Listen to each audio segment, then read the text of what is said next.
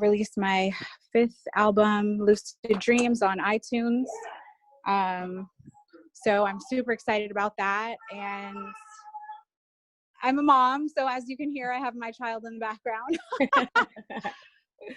So yeah, that's me. I'm born and raised in LA. I love music. I love my people. Perfect. Yeah, me too. All right. So I just want to get into obviously everything that's been going on.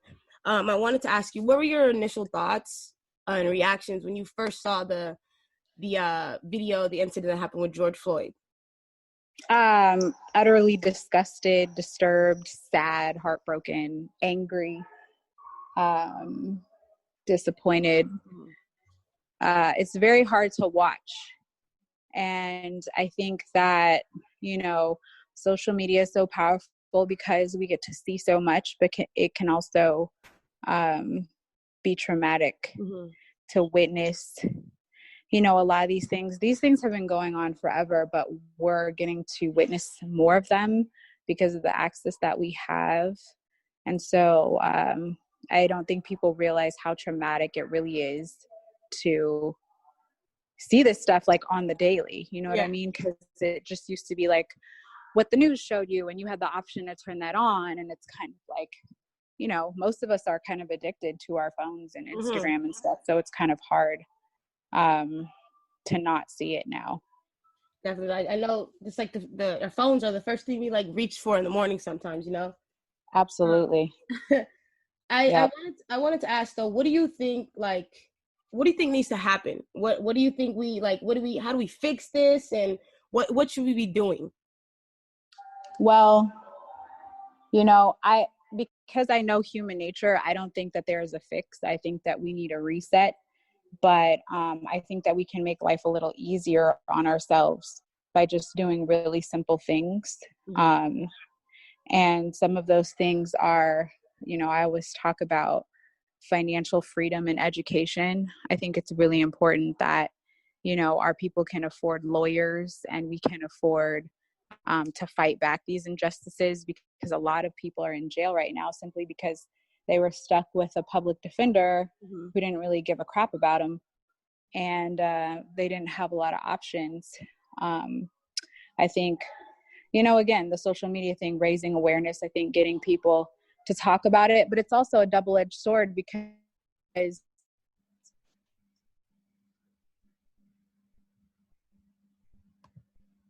people are also about our race and how many people really, just as many people that I've seen support, oh, you guys are crybabies, and that can be extremely discouraging and make you when you're like, wow, you see this thing happening that's very logical, that makes sense, but this person doesn't have even the intellectual capacity to understand what's going on or have any type of empathy. I think a lot of us need to focus on our mental health. I think we've been focused on the wrong things, and we need to focus on getting our minds right, because people are ill. Truly. Yeah. I mean, racism is an illness. It's really sickening. And, it just, all of this stuff that's happening goes to show how mentally ill people are. And I 1,000%, agree with that. I always feel that, I always say that I feel mental illness is not talked about enough amongst the Black community. I feel like a lot of times, like you said, we need to focus on the fact that mental illness exists and it is out there. Yeah. I think that comes though from, the OGs are right. They were, and you know what? It's not their fault, because honestly, during that time, you were not allowed to. You were not allowed to express, your feelings. You had to suck it up. You had to keep going because it was so bad outside. It's like, how dare you be sad about this? You know what I mean? So, I think there's a movement happening to where we are opening up to the idea of things like therapy and, group therapies, meditation, yoga, all that stuff.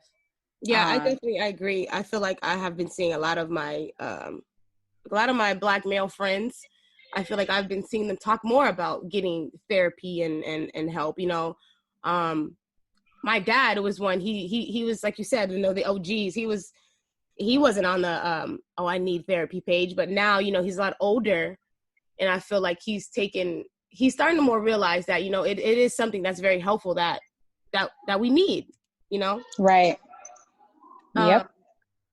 I wanted to ask you though, you being a mom of, you have a son. I know you have, if I'm not mistaken, Yeah. 2 daughters and a son, right? Absolutely. Yes. Okay. So how do you feel though, raising like a black king in this world with everything going on? How do you feel? I feel that it is a blessing. I feel that it is challenging. Yes. Our youth are very interesting now because I don't know, like when I grew up, like I know that kids, we care about different things as kids, right? Like we're not so much into, but when I grew up, I did care about Black history, and I did care about like my grades. Like I wasn't, and again, I didn't have Instagram. We did have AOL Instant Messenger, and on the Sidekick you could hit people up, or your BlackBerry. But I feel like kids are so distracted by social media. That's all they care about is like the likes, Roblox. Yeah, Roblox and TikTok, and I'm like, oh my God. So it's very hard to try and get I showed my son yesterday a video of these Black men. I believe I was told they were in Memphis, and they're the Hebrew Israelites, and it was about like 400 or 500 of them, and it was so powerful to see them together and standing up. And I showed that to him, and I try to show him documentaries about Malcolm X, him and both of my daughters. And I have him reading a book about Malcolm X, but kids don't like to read nowadays.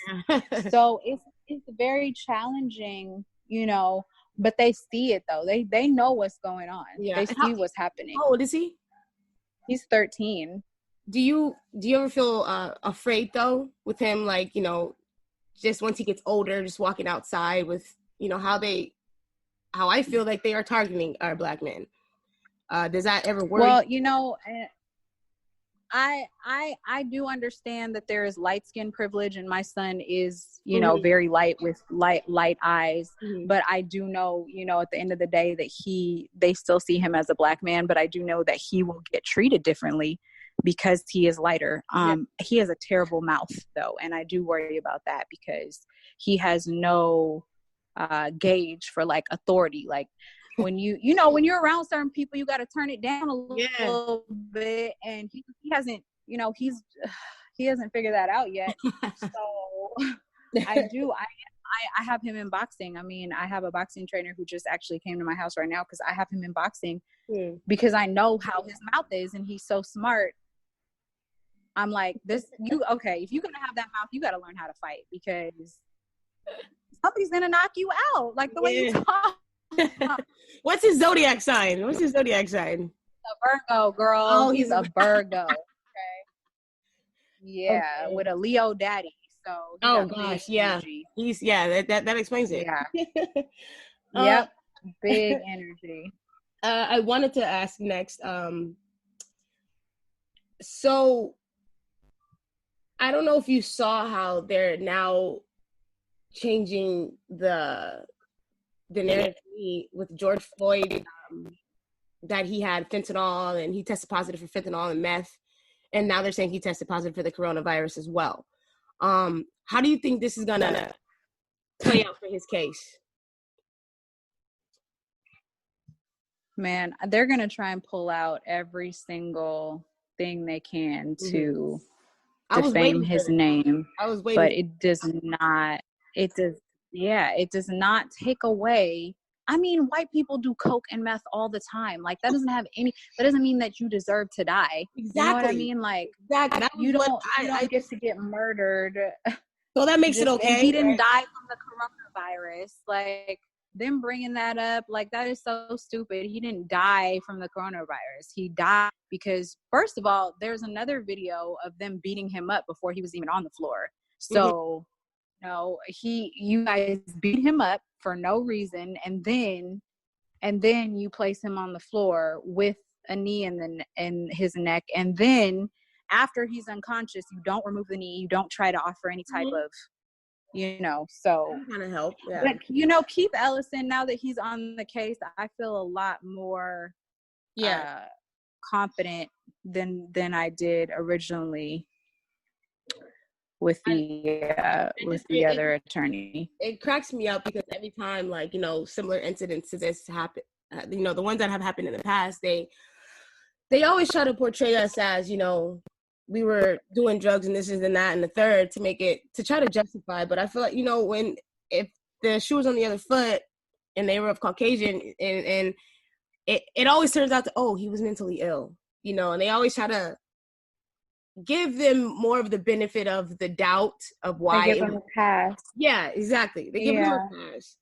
And it's a shame. I mean, they always, he was a good boy. He was just troubled, but he always did well in school. They always try to make excuses all the time. So with that being said, with the whole, again, George Floyd, everything that's been going on, how do you think that this changes though the dynamic for the African American community? How does this change the dynamic? Yeah.